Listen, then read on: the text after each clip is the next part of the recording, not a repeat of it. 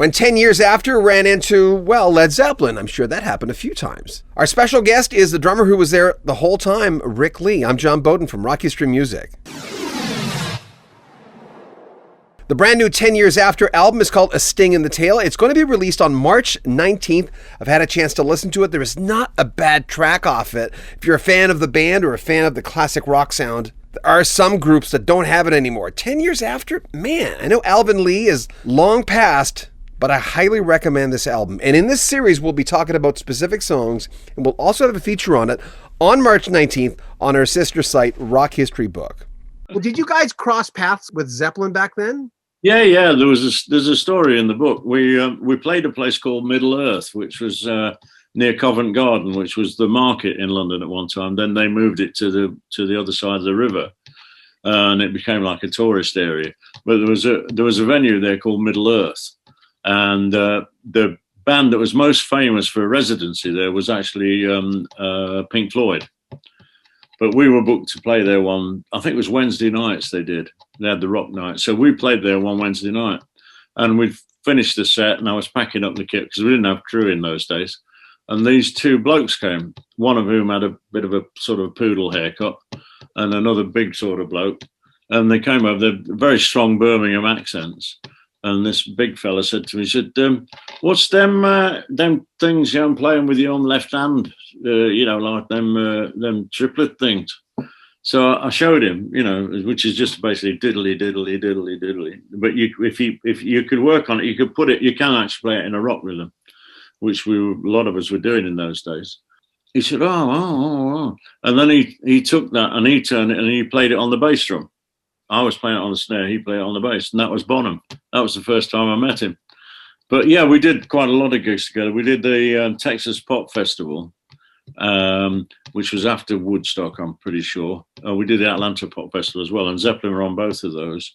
But the Texas Pop Festival was famous, well, certainly for me, was because Bonham was walking around with his leg in plaster.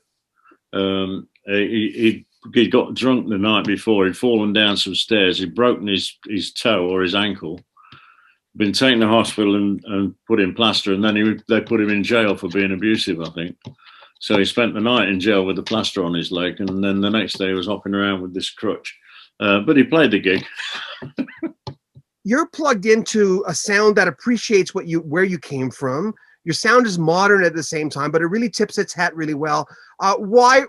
I mean, glad you did it. Why record a new album? Well, we did one before that. The first album we did with Colin and Marcus. We have two new people, as you know. Colin Hodgkinson on bass, who's been an old friend for years. Excuse me. And Marcus Bonfanti, who we were very, very lucky to find. He's a great singer and guitar player. And myself and Chick Churchill. And we did an album called The Name Remains the Same, which was a title from a friend of mine, after Leo Lyons and Joe Gooch left. So that was the lineup after Alvin had left.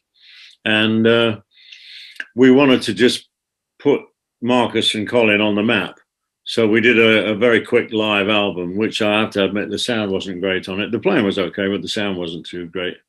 But it was there to just say, hey, this is the new lineup. Here we are. And that was in around about 2013, 14, I think.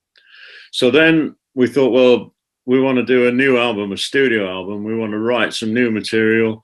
We want to work the whole thing between all of us. So Marcus and the idea also was to try and make it a radio-friendly album, because all the TYA albums up to that point, you were lucky to find an album that didn't have that had a track on it that wasn't longer than 7 minutes. So, I mean, I was saying earlier to somebody that the I Can't Keep From Crying was on the very first album we did 10 years after in 1967, and it was 4 minutes long. When you come to listen to it on the live at the Fillmore East, recorded in 1970, it was 19 minutes long. Yeah. So we wanted to get something that was radio friendly and that was, if you like, more digestible. And I think the longest track on A Sting in the Tail is 6 minutes long. So we achieved that aim.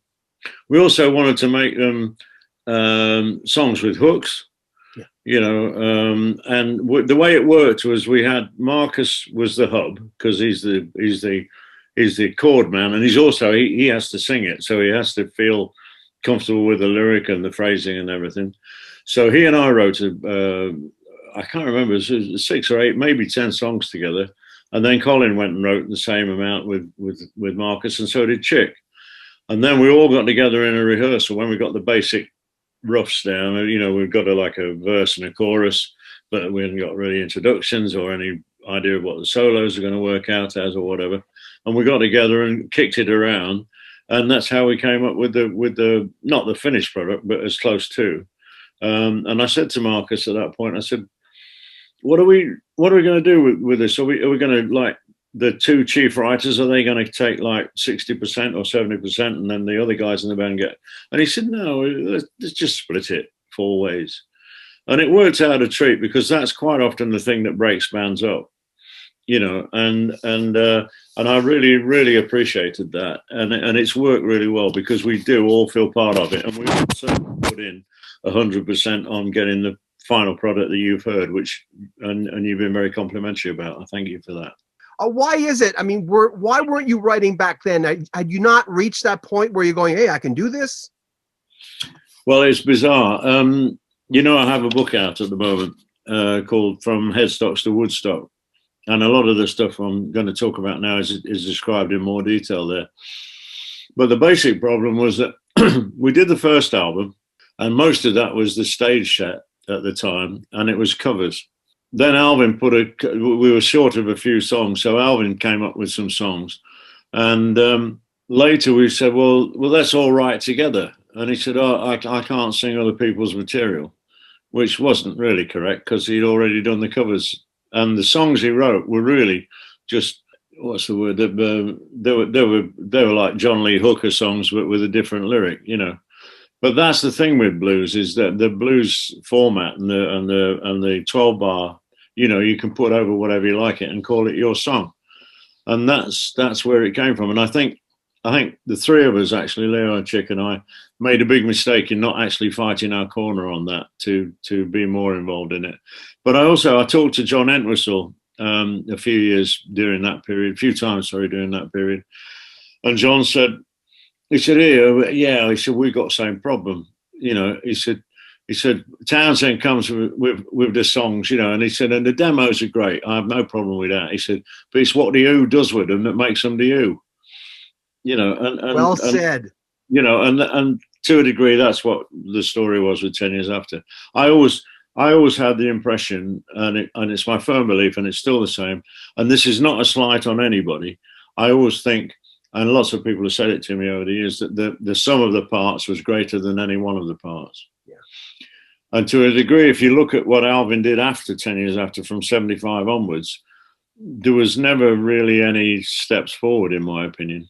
He didn't seem to move from there, you know. A Sting in the Tail is the name of the brand new 10 Years After album. It'll be released on March 19th. And Ric Lee has a brand new book called Headstocks to Woodstock. There'll be links in the description of this video.